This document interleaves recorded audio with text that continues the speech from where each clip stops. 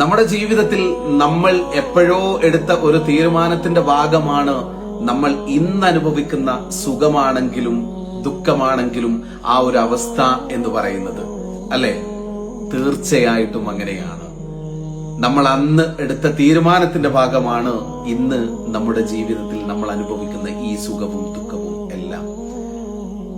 സംഭവിക്കാനുള്ളതെല്ലാം സംഭവിച്ചു കഴിഞ്ഞോട്ടെ, വരാനുള്ളതെല്ലാം ഇനി വന്നോട്ടെ. അത് സങ്കടമാണെങ്കിൽ നമ്മളത് കരയാൻ വിടുക, സന്തോഷമാണെങ്കിൽ അത് സന്തോഷത്തിന് വിട്ടുകൊടുക്കുക. ഇനി പ്രതീക്ഷിക്കാനുള്ളതാണെങ്കിൽ നമ്മൾ അല്പം പ്രതീക്ഷയോടുകൂടെയും നിൽക്കുക. ഇതിൽ നിന്നൊക്കെ നമുക്കൊരു പാഠം ഉൾക്കൊള്ളാനുണ്ട്. സങ്കടമാണെങ്കിലും ദുഃഖമാണെങ്കിലും നമ്മളെടുത്ത തീരുമാനം അത് എങ്ങനെയുള്ളതായിരുന്നു എന്ന ഏറ്റവും വലിയ ഒരു എക്സ്പീരിയൻസ്, അല്ലെങ്കിൽ നമ്മുടെ ഏറ്റവും വലിയൊരു പാഠം എന്ന് പറയുന്നത്.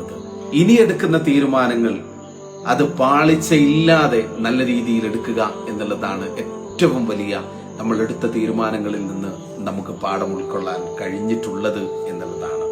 ഒരു കാര്യമാണ് ശ്രദ്ധിക്കേണ്ടത്, നമ്മൾ ഒരാളുടെ ജീവിതത്തിൽ നമ്മൾ ഉൾക്കൊള്ളുന്നുണ്ടെങ്കിൽ അത് അർഹമായിട്ടുള്ളതല്ല എങ്കിൽ 100 ദിവസത്തിൽ 90 ദിവസവും നമ്മൾ അനുഭവിക്കുന്നത് വേദന മാത്രമായിരിക്കും.